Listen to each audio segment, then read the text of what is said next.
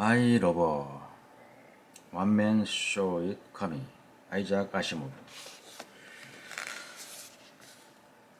Gerald Black, at his own request, was supervising the mushroom's wooden partition that was springing up in a bailing circle on the vaulted third floor of Radiation Building 2.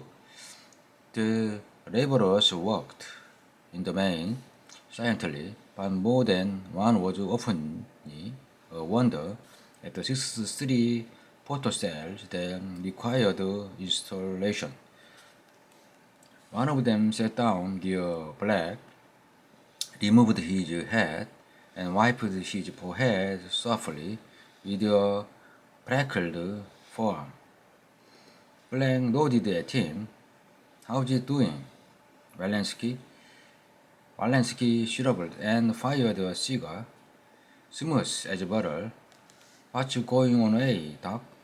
First, there's no work for 3 days, and then you have this mess of jiggles." He leaned backward on his elbows and puffed smoke. Black twitched his eyebrows. "A couple of robot men came over from us. Remember the trouble we had with robot running into the gamma field before we found it into their skulls that they want to do it." "Yeah. Didn't he get new robot? We got some replacement, but mostly it was a job of indoctrination. Anyway, the people who make them want to figure out robots that aren't hit so badly by gamma rays. Sure seems funny though, to stop all the work on the drive for this robot deal. I thought nothing was allowed to stop the drive. Well, it's the fellows upstairs that have to say on that. Me, I just do as I'm told. Probably as a matter of pull. Yeah." The electrician jerked a smile and winked wide eyes. "Someday, somebody new, somebody's in Washington, but as long as my pay comes through on the dot, I should worry. The drive none of my affair. What are they going to do here? You are asking me? They have brought a massive robot with them, over 60, and they are going to measure reactions. They all my knowledge. How long will it take? I wish I knew." "Well," Walensky said, "we have scars, and as long as they dish me my money, they can play games all they want." Black felt quietly satisfied. Let the story spread. It was harmless and near enough to the truth to take the pangs out of curiosity.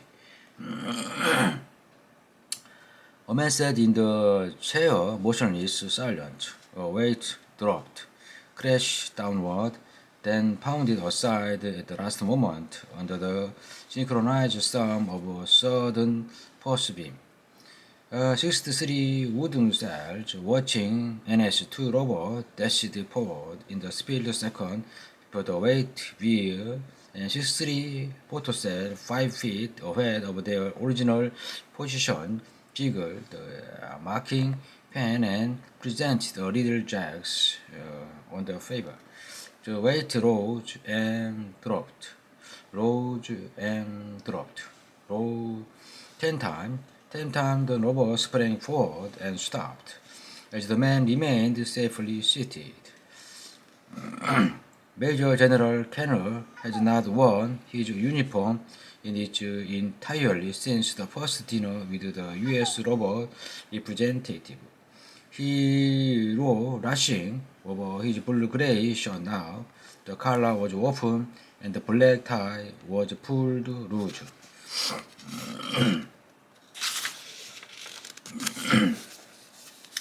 He looked hopefully at Vogel, who was still blandly neat and whose inner tension was perhaps betrayed warmly by the trace of glister of his temples. The general said, "How does it look? What is you are trying to steal?"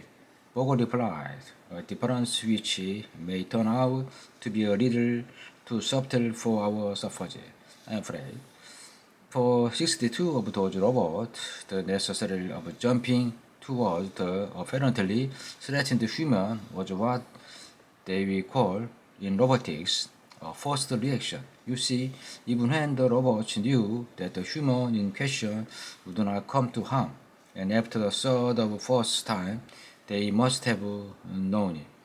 They could not prevent reacting as they did. First law requires it. Well, but the 63 robot, the modified Nestor, had no such compulsion. He was under free action. If he had wished, he could have remained in his seat. Unfortunately, he said his voice was mildly regretful. He didn't so wish. Wild response. Bogo shrugged. I suppose Dr. Calvin will tell us when she gets here, probably with a horribly pessimistic interpretation too. She's sometimes a bit annoying. She's qualified, isn't she? Demanded the general with a sudden frown of uneasiness. Yes, Bogo seemed amused. She's qualified all right. She understands robot like her sister, comes from hating human beings so much, I think. It's just that psychologists or not, she's an extreme neurotic, has paranoid tendencies. Don't take her too seriously. She spread the long row of broken line grabs out in front of him. You see, General, in the case of his robot, the time interval from moment the drop to the completion of 5 feet movement tend to decrease as the tests are repeated. There is a definite mathematical relationship that governs such things and fail to confirm or indicate marked abnormality in the positronic brain. Unfortunately, all here appear normal. But if our Nestor 10 was not responding with the first action, why isn't his curve difference? I don't understand that. It's simple enough. Robotic responses are not perfectly analogous to human response. More's the pity. In human beings, voluntary action is much slower than reflection action. But that's not the case with the robot. With them, it's merely a just question of freedom of choice. Otherwise, the speed of free and forced action are much the same. What I had been expecting, though, was that Nestor 10 would be caught by surprise at first time and allowed to create an interval to elapse before responding. And he didn't. I afraid not. Then we haven't gotten anywhere. The general sat back with the expression of pain. It's 5 days since you've come. At this point, Susan Kelby entered and slammed the door behind her. Put your grip away, Peter, he cried. You know, they don't show anything. She mumbled anything, something impatiently, as Keller half rose to greet her and went on. Well, you have to try something else quickly. I don't like what's happening. Bogo exchanged a resigned glance with the general. Is anything wrong? You mean specifically? No, but I don't like to have Nestor 10 continue to elude us. It's bad. It must be gratifying his swollen sense of superiority. I'm afraid that his motivation is no longer simply one of following orders. I think it's becoming more a matter of sheer neurotic necessity to outthink humans. That's a dangerously unhealthy situation. Peter, have you done what I asked? Have you worked out the instability factors of the modified NS2 along the lines I want? It's in progress, said the mathematician without interest. She stared at him angrily for a moment, then turned to Chandler.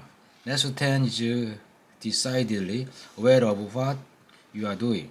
General, he has no reaction to jump for weight in this experiment, especially after the first time when he must have seen that there was no real danger to our subject.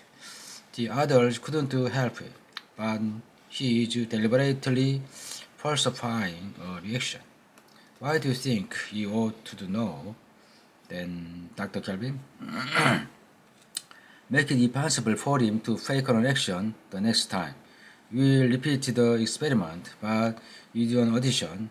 High tension cable of electrocutting, the next model will be placed between subject and robot, enough of them to avoid the possibility of jumping over, and the robot will be made perfectly aware of events in touching the cable will mean death. Hold on. Spat out Bogot with sudden viciousness. I rule that out. You are not electrocuting $2 million worth of robot to locate the nest 10. There are other ways. You are certain? You are found none. In any case, it's not a question of electrocution. You are arranged the relay with the break the current at the instant of application of weight. If the robot should roll placed his weight on it, he won't die. But he won't know that, you see. The general eyes gleamed into hope. Will they work? It should. Under those conditions, Nestor 10 would have to remain in his seat. He could be ordered to touch the cable and die.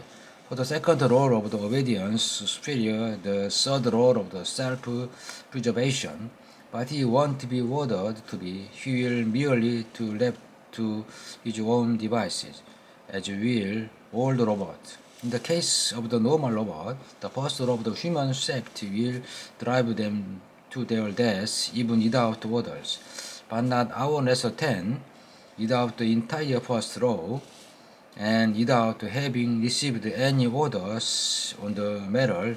The third law, self-preservation, will be highest operating, and he will have no choice but to remain in his seat.